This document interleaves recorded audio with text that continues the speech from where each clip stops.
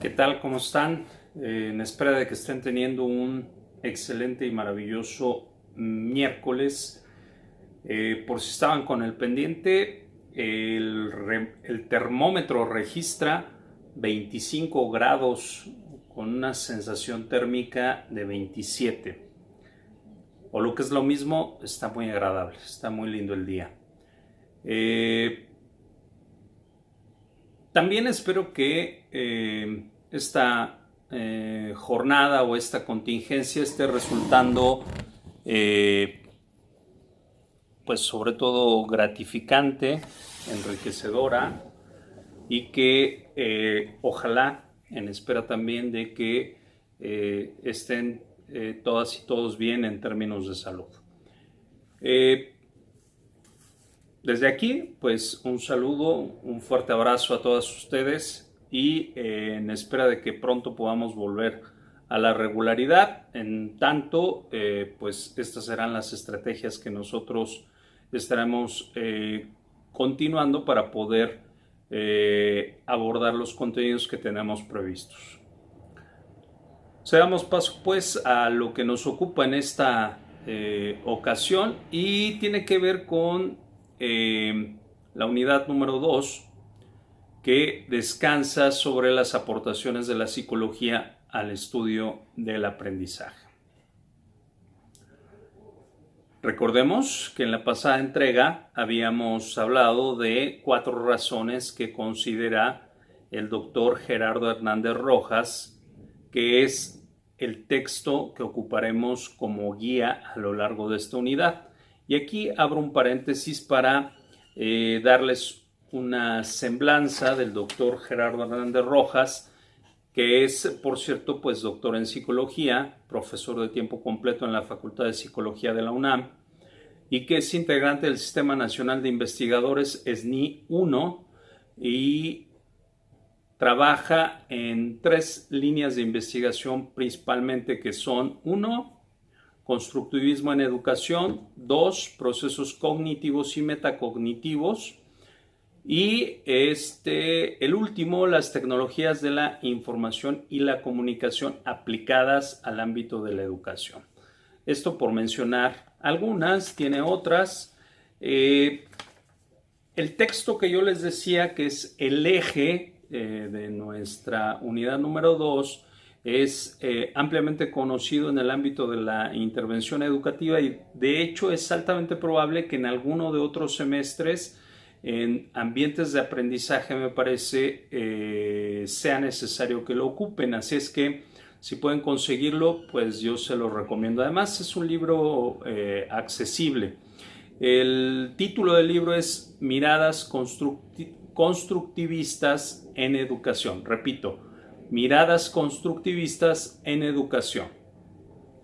Otro libro que también les recomiendo, por cierto, para cuando ustedes ya estén en semestres más avanzados, es Estrategias docentes para un aprendizaje significativo. Y este texto tiene la bondad de que además lo escribe, es decir, es coautor con la doctora Frida Díaz Barriga, que seguramente también a estas alturas de su formación seguramente ya habrán leído, y de no ser así, en alguno de los semestres por venir, seguramente tendrán algún tipo de acercamiento con la doctora Frida Díaz Barriga. Bien, en la entrega anterior habíamos enfatizado en por qué la psicología estudia el aprendizaje, y son 4 las consideraciones que tenemos que tener presente. Primera consideración: ¿por qué la psicología estudia el aprendizaje? Bueno, pues para conocer su naturaleza, las características, los rasgos. Cuando hablamos de rasgos, rasgos universales, rasgos locales, ¿no? Por ejemplo, un rasgo universal del aprendizaje, cuando desarrollamos la marcha, cuando desarrollamos el lenguaje escrito, cuando aprendemos a leer, digamos, hay rasgos universales, pero también hay rasgos locales. Por ejemplo, en algunas partes de las colonias a las que atiende la clínica en la que yo presto mis servicios, algo que he encontrado con mucha frecuencia es que, por ejemplo, el control de esfínteres se desarrolla muy pronto. Eso es, digamos, un aspecto digno de subrayarse, sobre todo porque más o menos al año y medio es un periodo en el que ya han consolidado el control de esfínteres. Es cierto también que aquellos individuos, aquellas personas que hayan estado en un centro de desarrollo infantil, también a los 2 años ya lo tienen consolidado. Por eso es importante estudiar, por eso la psicología se encarga del estudio del aprendizaje. Esa es una de las razones. La segunda de las razones es para ampliar la comprensión de los aspectos psicológicos, es decir, aspectos motivacionales, volitivos, afectivos, pero también los aspectos contextuales, tales como lo social, la cultura y la institución, pero sobre todo que logremos desmenuzar la relación que existe entre estos, es decir, qué relación existe entre los factores psicológicos del sujeto que aprende y los aspectos contextuales, para también saber cómo crear situaciones que puedan encaminarse a la optimización de los procesos de aprendizaje.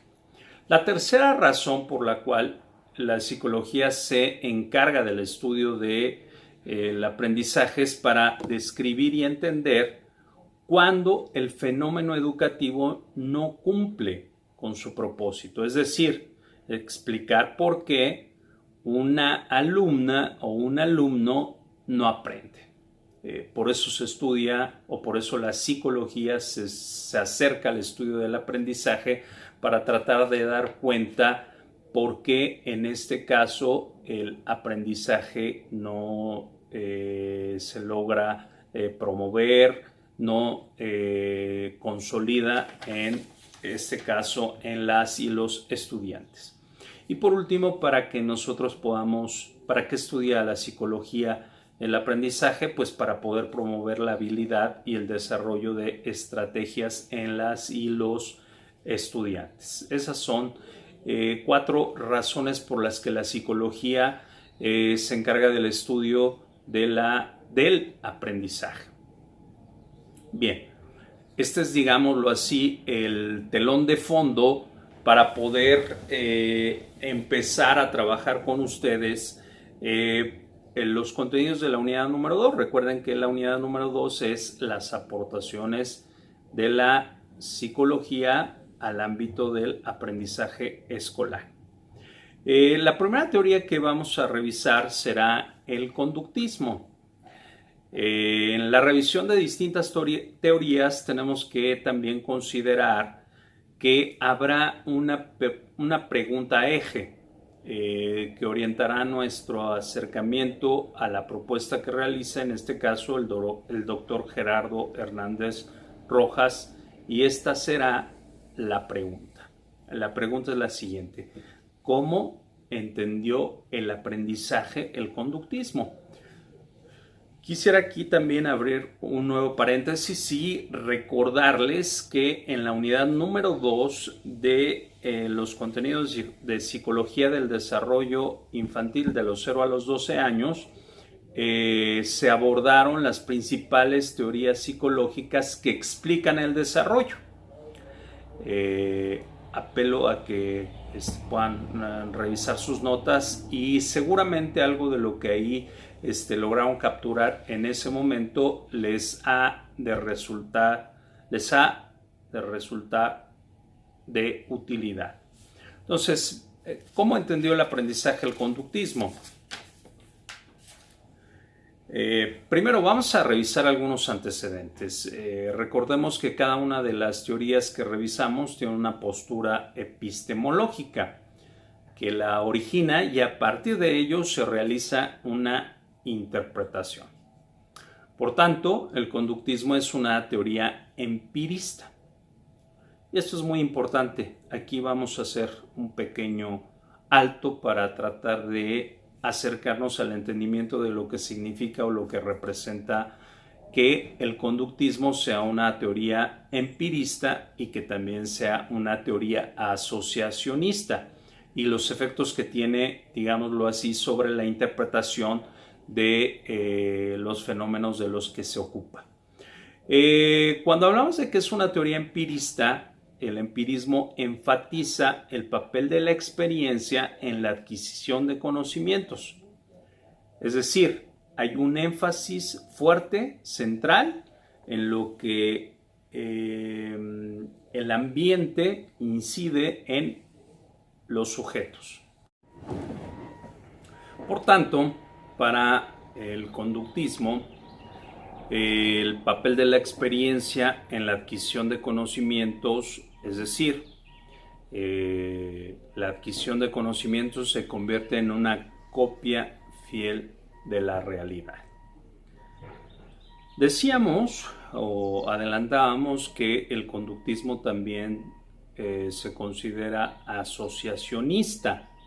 Y cuando decimos esto es porque tenía una creencia extendida en la que el sujeto nace como una tabula rasa, o para los cuates, como una hoja en blanco. Los sujetos nacen provistos, digámoslo así, de un gran papel en blanco en el que nosotros vamos a escribir.